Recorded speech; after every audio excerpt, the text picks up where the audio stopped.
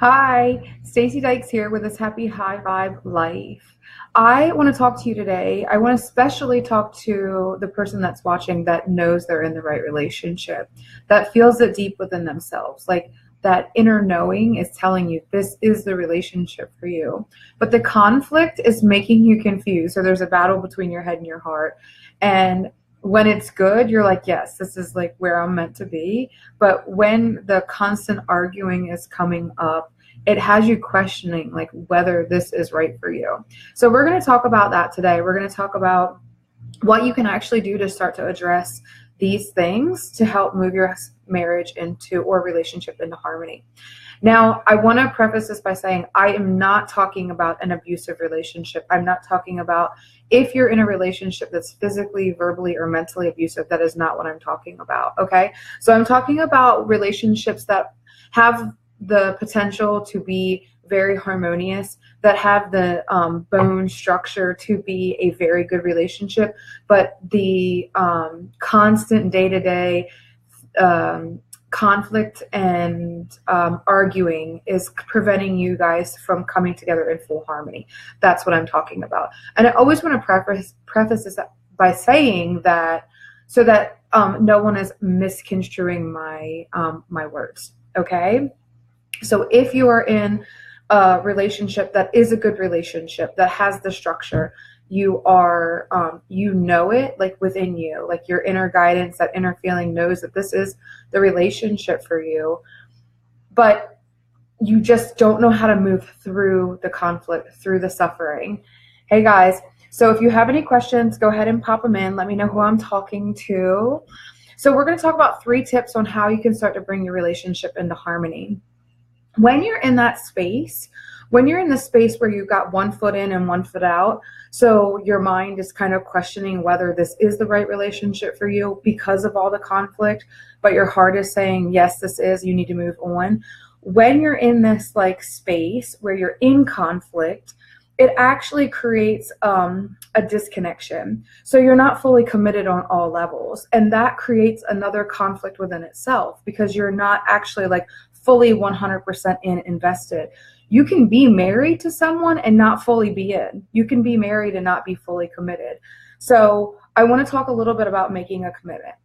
So if you know, like if you just know within, if you go within and you feel like this is the relationship for you, I am willing to do the work to get through this conflict. It is time for you to step fully into commitment, like fully committing to your partner. I am willing to look at what needs to be looked at on my end. I'm willing to do the work to move us into the relationship that I desire.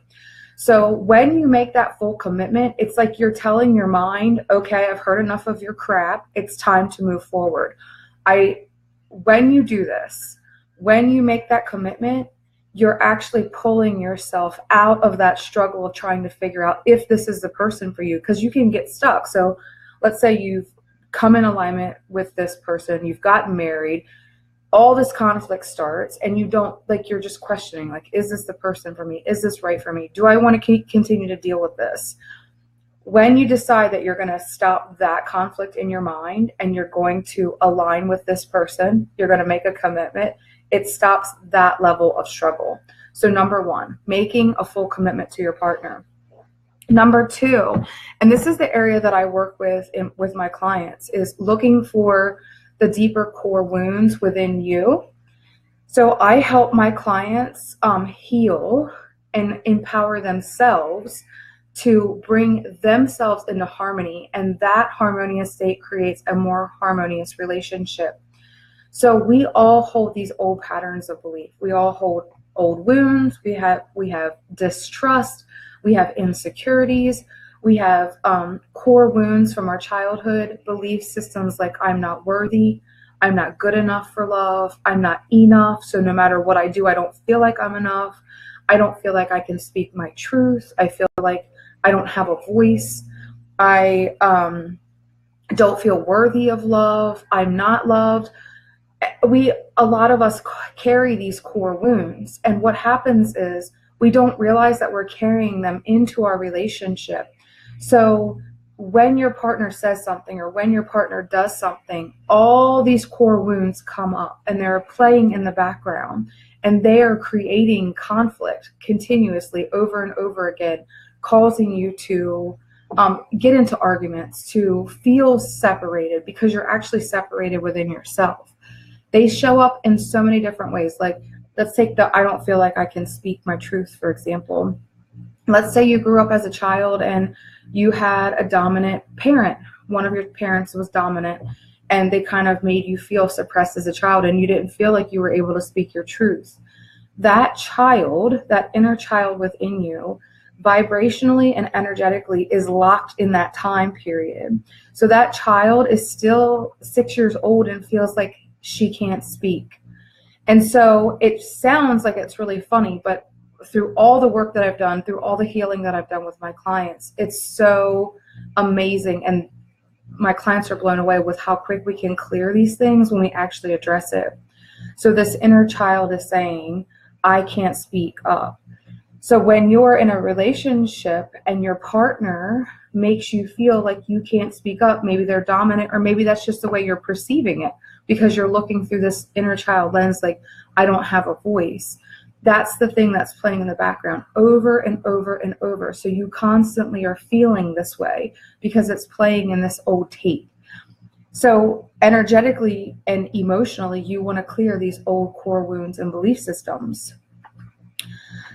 The third thing I want to address is we get addicted to the patterns that we're in our relationship. So when we meet someone, we come clear. There is no design pattern. We just come together, and then all of a sudden our patterns, those old belief systems, their old stuff, their old baggage all starts to come up, and we create patterns. We create patterns of how we respond together. We create patterns of what we do. And you know it's true because there's probably only 4 or 5 places that you go to eat. You create patterns in your life with your partner. And you actually will start to attract the conflict that you're in because you've created this pattern. So every time my partner says this or does that, this is my response. And it continues over and over and over and over. And you keep in that same conflict around and around and around until you are willing to address the deeper issue, which goes back to the belief systems that you're holding, why you are caught up in this cycle of conflict. And so it takes awareness, it takes willingness on your part to actually want to go deeper and say, I've had enough. I know that I want to be with you. I know that I love you. I feel like this is a good thing. I feel like the larger part of myself is saying yes to this, but I want to get through this conflict. This is not the relationship I want to live in. So when you're willing to start with these three things, making a commitment, so fully aligning yourself, fully committing head and heart, this is my person, now we need to figure it out. Looking for your deeper core wounds, looking for, do you feel like you're unworthy on some level? Do you feel like you're going to be abandoned? Do you feel like you're not worthy of love? Do you feel like you can't speak your truth? Looking for those core wounds and then actually starting to heal them. You can do that by going on your own self journey, or you can work with a coach like myself who is trained in helping people get transformation really quickly and heal those wounds. And then addressing the constant patterns that is attracting the conflict. So when you and your partner start to engage in that conflict, being aware, like, okay, this is the same fight we've been having for the last 5 years or whatever. Like, this is the same thing. We are doing the same thing. It's the same pattern. Taking yourself out, because our ego always wants us to blame the other person. Like, okay, it's your stuff, you fix it.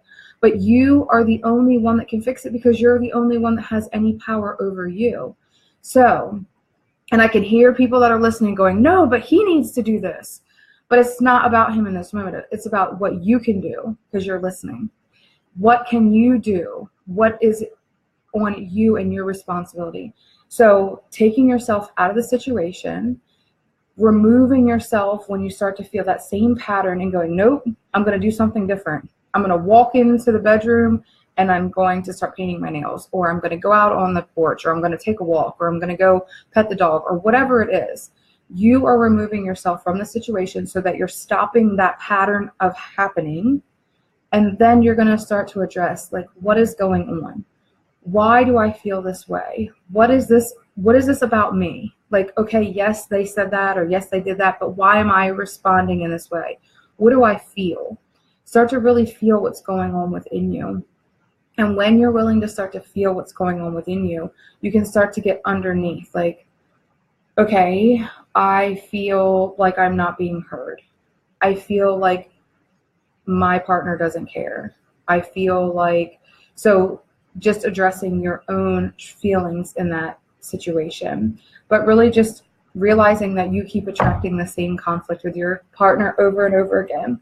And I can feel people listening going, no, you don't understand. You don't understand. They do this and they do this. But it takes two people to be in a conflict, okay? If they were doing whatever they were doing and you had no attachment to it, no emotion, you would just move on, because there's obviously things that your partner does that you have no emotional response to. The reason why you have an emotional response to what they're doing is because there's something within you that is feeling an emotion about it because of these old belief systems and these old wounds. Okay, guys, I hope this helps you. If you are ever interested in moving your relationship forward and you're ever interested in one-to-one coaching, please contact me. I am opening up my VIP private clients, so I have space to take women on who are ready to heal their relationships. All right, guys, have a wonderful day. Bye.